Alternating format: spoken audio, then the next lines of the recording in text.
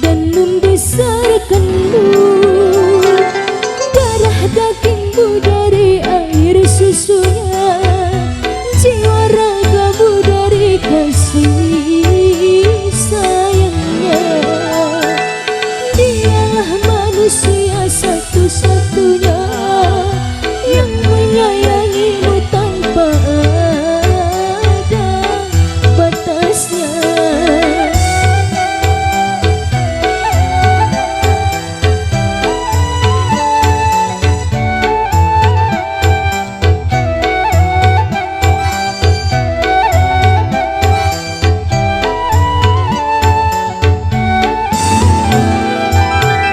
Doa ibumu dikabulkan Tuhan,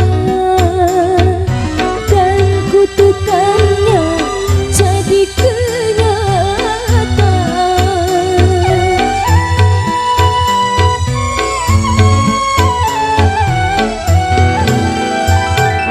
Ridho ilahi karena ridhonya,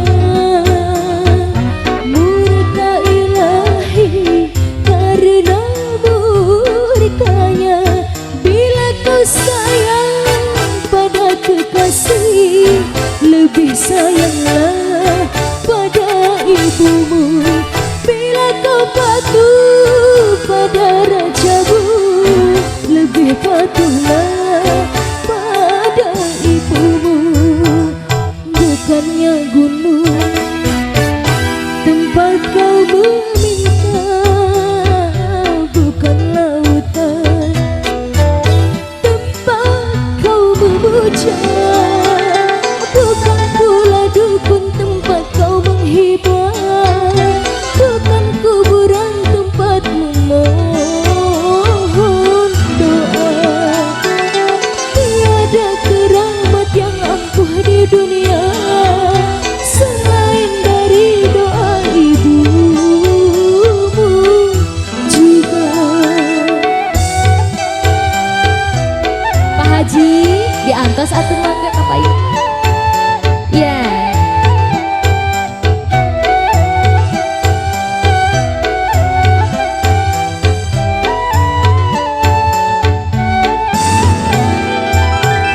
Doa ibumu dikabulkan Tuhan,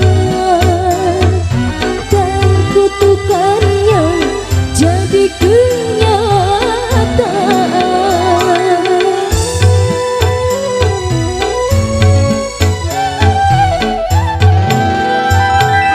Ridho ilahi karena ridhonya,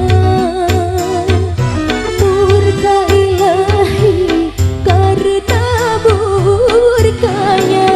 Bila kau sayang pada kekasih, lebih sayanglah pada ibumu.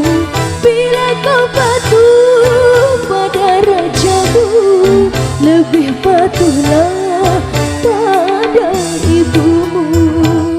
Bukannya gunung tempat kau menghibah,